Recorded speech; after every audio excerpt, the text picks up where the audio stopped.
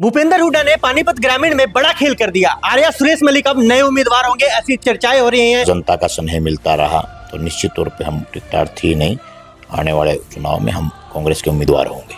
कांग्रेस सुरेश मलिक को टिकट क्यों दे? सुरेश मलिक में ऐसा क्या है? मुझे जिम्मेदारी मिलती है तो ये टिकट पक्के तौर पे सीट कांग्रेस के पाले में जाएगी और सभी के सहयोग से जाएगी। कांग्रेस अगर आर्या सुरेश मलिक को टिकट नहीं देती है, क्या निर्दलीय चुनाव लड़ेंगे या फिर झंडा उठाकर जिसे भी टिकट मिलेगी उसका प्रचार करेंगे? चौधरी भूपेंद्र सिंह हुड्डा जी व माननीय प्रदेश अध्यक्ष चौधरी उदयभान जी के नेतृत्व पर पूरा विश्वास है टिकट मुझे मिलेगी। यदि टिकट नहीं मिलती है तो मैं निश्चित तौर पर मैं कांग्रेस का एक सिपाही हूँ और एक सिपाही की भूमिका में पूरा प्रयास एक कार्यकर्ता के तौर पर जो एक कार्यकर्ता दिन रात करके कर सकता है, मैं कांग्रेस के लिए वो काम करूंगा। सचिन कुंडू है एक जो कि हुड्डा परिवार के काफी करीबी माने जाते हैं और उनके समर्थकों का कहना है कि इस बार जो टिकट है वो सचिन कुंडू को मिलेगी। नहीं, ये कौन किसका करीबी है शुक्ला जी? आपने कभी व्यक्तिगत तौर पे देखा? पैसों वालों को टिकट मिलती थी पहले के टाइम में, लेकिन अब कह रहे हैं कि जो सर्वे में सबसे आगे होगा टिकट उसे मिलेगी। सर्वे में हमारी स्थिति एकदम बढ़िया है। और कांग्रेस में शामिल हुए कुछ नेता शक्ति प्रदर्शन कर रहे हैं, कोई कार्यालय का उद्घाटन कर रहा है, कोई रैली निकाल रहा है तो कोई लोगों को राशन बांट रहा है। हमारे यहाँ पे चाहे कोई कितना बड़ा शीर्ष नेता आए या कोई आम व्यक्ति आए, सबके लिए क्रोकरी एक जैसी है। और जहाँ तक कार्यालय के माध्यम से सेवा पाने की बात है तो घर पर भी अपना कार्यालय है, यहाँ भी है। और मैंने तो अपने बचपन में ही अपने जब से होश संभाला पैदा हुए अपने घर में इस प्रकार के कार्यालय देखे आए हुए कि सबकी सेवा पानी, जो लोग भी काम से आए, मिलने आए, किसी भी भाईचारे में आए, तो सभी के लिए सेवा पानी का भाव तो रहना ही चाहिए। इसके लिए नए नए कार्यालय खोलने की मुझे तो कोई जरूरत लगती भी नहीं कि मैं कोई नए नए कार्यालय में अभी 15 दिन पहले या हफ्ते बाद में ऐसे खोलूं, मुझे कोई जरूरत नहीं लगती। कांग्रेस में शामिल होते ही कुछ नेता ये कह दे रहे हैं कि टिकट हमारी है, लेकिन आर्या सुरेश मलिक ने कभी दावेदारी नहीं ठोकी। कुछ लोगों को अपनी भाषा पर संयम नहीं रहता, वो पता नहीं अति उत्साह में या किसी अहम के कारणों को ज्यादा बोल जाते हैं। नहीं बोलना चाहिए, सबका अपना स्वभाव, मैं किसी पर उंगली भी नहीं उठाना चाहता। आर्या सुरेश मलिक की ताकत क्या है? हमारी ताकत हमारी ईमानदारी है, हमारी ताकत हमारा आज तक का इस जीवन का अतीत है। मेरी ताकत इस हल्के की जनता है, मेरी ताकत हमारा सारा भाईचारा है, मेरी ताकत हमारा सारा सर्व समाज है। इन्हीं ताकतों के बल पर आज तक जो भी मैंने जीवन में किसी भी दृष्टि से किसी भी समाज के समस्त वर्गों के लिए जो कार्य किया है, मेरा सारा अतीत, इतिहास और आज का वर्तमान ही मेरी ताकत है। कांग्रेस सुरेश मलिक को टिकट दे देती है, जीत भी जाते, विधानसभा पहुंच जाते हैं, उसके बाद अपने विधानसभा के लोगों को क्या देंगे? राजनीति की नई इबारतें लिखेंगे, नए ये सभी और तो जितनी घोषणाएं हैं मैं उन बात में लंबा नहीं करूंगा, क्या क्या खत्म करेंगे, क्या क्या लॉन्च करेंगे।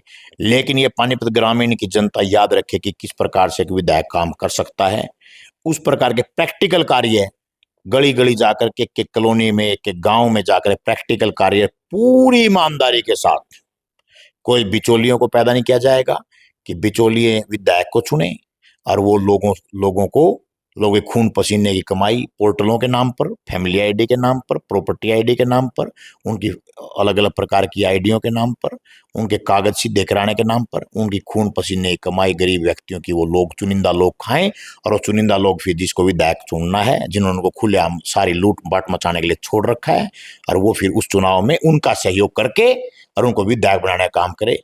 इस सारे भ्रष्ट तंत्र को, इस बेमेल जोड़ जो है, इसको खत्म करने का काम हम करेंगे। सुरेश मलिक का विजन क्या है राजनीति में आने का, और जो अगर विधायक बन जाते हैं तो क्या करेंगे अपने विधानसभा में?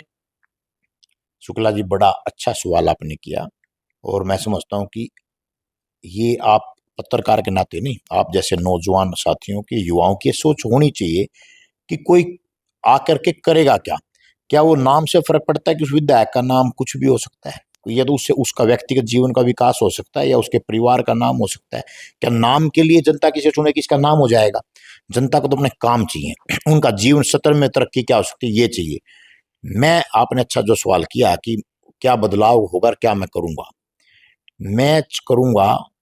कोई भी व्यक्ति जो उसकी संविधान के अंदर उसको मूलभूत सुविधाएं, ताकत जो संविधान ने दी है, कोई भी किसी भी परिवार का बच्चा कोई शिक्षा से वंचित ना हो, कोई स्वास्थ्य के लिए बीमारी में ये ना सोचे कि इस पैसे के लिए मेरा घर गिरवी टिक जाएगा और वो मरने का इंतजार तक करते। इतनी भयानक और भयावह स्थिति हम परिवारों में देखते हैं शुक्ला जी। ऐसी स्थिति किसी के लिए आने दिया, सरकार की तरफ से उसके प्रावधान बनेंगे, ऐसे नियम और कायदे कानून बनवाए जाएंगे। और यदि नहीं भी उसमें पूरी तौर से सफलता भी नहीं मिलती है तो हम अपने साथियों के साथ पूरा समय लगाकर समय सेवी जो ग्रुप को खड़ा करके किसी व्यक्ति को कम से कम शिक्षा स्वास्थ्य के नाम पे नहीं मरने नहीं देंगे, वो किसी को इन सुविधाओं से वंचित नहीं होने देंगे। और सफाई में भी पूरा, जैसे सरकारों ने स्वच्छ अभियान छेड़े, लेकिन हम कई जगह देखते बड़ी नरक की स्थिति होती है। बड़ा बुरा लगता है जब हम वहीं से गुजरते हैं कहीं, तो मैं उससे कुछ 1-2 किलोमीटर पहले हम गेट देखते हैं कहीं कहीं करोड़ रुपए के, और नीचे से उसके निकलते हुए कहीं कहीं मिनट लग जाती हैं। पानीपत ग्रामीण में आप हर दिन घूम रहे हैं, लोगों से उनकी समस्याएं जान रहे हैं। अगर मैं आपसे जानना चाहूँ कोई 5 समस्या जो कि आपने पानीपत ग्रामीण में देखी हो। निश्चित तौर पे बड़ा अच्छा सवाल किया आपने। सबसे पहली समस्या इस हल्के की गरीबी है, जो कि रोजगार के अभाव में है। एक बहुत गलत जोड़, बेमेल जोड़ बना। कुछ चुनिंदा लोगों ने राजनीति को अपने हाथ में ले लिया कि हम आपको मोहल्ले की वोट लेकर के देंगे, हमें कमाने दो किसी भी तरीके से, हम आपके चुनाव में पैसा लगाएंगे और आपको विधायक चुनेंगे। सबसे पहली समस्या तो जो हर सुविधा से वंचित है। लेकिन आपने यदि गिनती की बात की तो मैं गिनती में ही सीधा बात को घुमा के ना सीधा गिनती में पूरा करूंगा। सबसे पहली समस्या है लोगों के साथ भेदभाव। ऐसी ऐसी सड़कें गलियां आज भी नहीं है जो कि बननी चाहिए, इनको सुसज्जित किया जाएगा। साफ पानी पीने की व्यवस्था करी जाएगी जो कि आज कहीं भी नहीं है। लोग अपने अपने निजी समरसीबल लगवाते हैं। क्या निजी समरसीबल लगवाना किसी समस्या का समाधान है? लोग कैसे उस चीज को पूरा होगा? नीचे से प्राकृतिक इसका दोहन भी हो रहा है। तो स्वच्छ पानी की, सीवरेज की व्यवस्था उससे करी जाएगी, और किसी भी इंसान को शिक्षा से वंचित नहीं रखा जाएगा। हम उसमें व्यक्तिगत तौर पर अपने प्रयास से, चाहे मुख्यमंत्री साहब से बात करके हमें अवसर मिलता है तो हम उस सतर तक के प्रयास करेंगे। मेरा मानना है कि शिक्षा ही वो सूर्य है, एक प्रकार का एक वो लाइट है जो पूरे घर को जगमगाता है। शिक्षा के अभाव में बहुत सारे वो हैं, आदमी को अपने अधिकारों से ही आदमी नहीं अवगत हो पाता कि मेरे अधिकार क्या है। शिक्षा का सबको लाभ दिया जाएगा और सरकारी शिक्षा का लाभ दिया जाएगा, ऐसे नहीं उनको हाल पे छोड़ दो। और स्वास्थ्य, सबको स्वस्थ वो मिले, सबको स्वास्थ्य सुविधाएं मिले, सरकार की ओर से मिले प्रॉपर, उस बात का भी पूरा पूरा ध्यान रखते हुए उस समस्या को भी खत्म किया जाएगा। 5 बातें मैंने कही, 5 बातें आपने बता दी। विजन आपने बता दिया, आपका विजन क्या है। अब बात आती है लोगों से क्या कहना चाहेंगे, क्योंकि 5 साल बाद ये मौका मिलता है। कई लोग हैं चंद पैसों या फिर आपने अभी बताया दारू, ऐसी चीजों के लिए अपना वोट है वो बेच देते हैं। अच्छा सवाल किया। मैं तो हाथ जोड़ के प्रार्थना करना चाहूंगा, केवल पानीपत ग्रामीण के मतदाताओं से नहीं बल्कि अपने पूरे हरियाणा में वोट डालने जा रही हैं, पूरे हरियाणा के मतदाताओं से अपील करूंगा कि अपने वोट की कीमत को जानें। लोकतंत्र है, लोकतंत्र में वोट ही आपकी सबसे बड़ी ताकत है, वोट की चोट ही सबसे बड़ी चोट है। आप अपने वोट से ही अपना प्रतिनिधि चुन सकते हैं। अच्छा प्रतिनिधि चुने, बार बार उस बात को परखें, केवल किसी के कहने मात्र से या बिना जांच के वोट ना दें। और जितना 10 साल की पूरी बातों को, इस देश के राजनीतिक लोग अक्सर एक बात का फायदा उठाते हैं कि लोगों को भूलने की आदत होती है।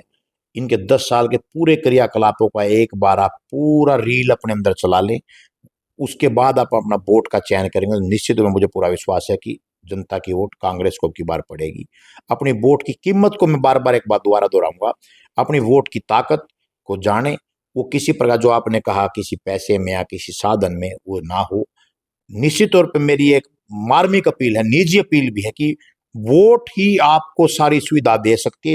इस देश के सारे साधन संसाधनों पर आपका अधिकार है, किसी एक व्यक्ति का नहीं, किसी एक पार्टी का नहीं, किसी समूह का नहीं, हम सब बराबर हैं। ये बाबा भीमराव अंबेडकर जी के संविधान के द्वारा सबको बराबर की ताकत मिली है। उस ताकत को पहचाने और उस ताकत को स्वयं अपने पास लेकर आए। सरकार आपकी हो, आपके द्वारा हो, आपकी बने, उस बात को ध्यान में रखते हुए अपने दूरदर्शी प्रचेत अपनी वोट को बड़ी ईमानदारी के साथ आप वोट डाल लेंगे तो निश्चित तौर पर हरियाणा, जिस प्रकार से हरियाणा नंबर हर क्षेत्र में हुआ करता था, दोबारा से हरियाणा चौधरी भूपेंद्र सिंह हुड्डा जी के नेतृत्व में नंबर 1 हरियाणा ये बनेगा। खेल के मैदान में भी और जंग के मैदान में हरियाणा वही दोबारा से उसी प्रकार का प्रोत्साहन सैनिकों को भी मिलेगा। हर वर्ग खुश होगा। अलग अलग नए नए यूनिवर्सिटी कॉलेज खुलेंगे। ये सारी चीजों को तभी संभव है जब आप अपनी वोट ईमानदारी से डालेंगे। बहुत बहुत शुक्रिया। अभी देखा आपने हमारे साथ आर्या सुरेश मलिक जुड़े हुए थे और बहुत ही अच्छा विजन है, बहुत ही ईमानदार आदमी है और हर इंसान से जुड़े हुए व्यक्ति हैं, क्योंकि कोई भी गरीबी नहीं याद करता है तो वहां पहुंचते हैं, उसकी मदद करते हैं। कोई चापलूसी नहीं है इनके अंदर, ना ही कोई दिखावा है। बहुत ही सीधे और साधारण व्यक्तित्व हैं, क्योंकि कहा गया है जो पेड़ बिल्कुल फलदार होता है वो झुका हुआ होता है, तो ऐसे ही व्यक्तित्व है ये। और इनका विजन कैसा लगा आप लोग कमेंट में जरूर बताएं। हमें इस वीडियो को ज्यादा से ज्यादा शेयर कर दें। वीडियो देख रहे हैं आप मेरे सहयोगी गुलशन के साथ, मैं पवन शुक्ला, हरियाणा रिपब्लिक।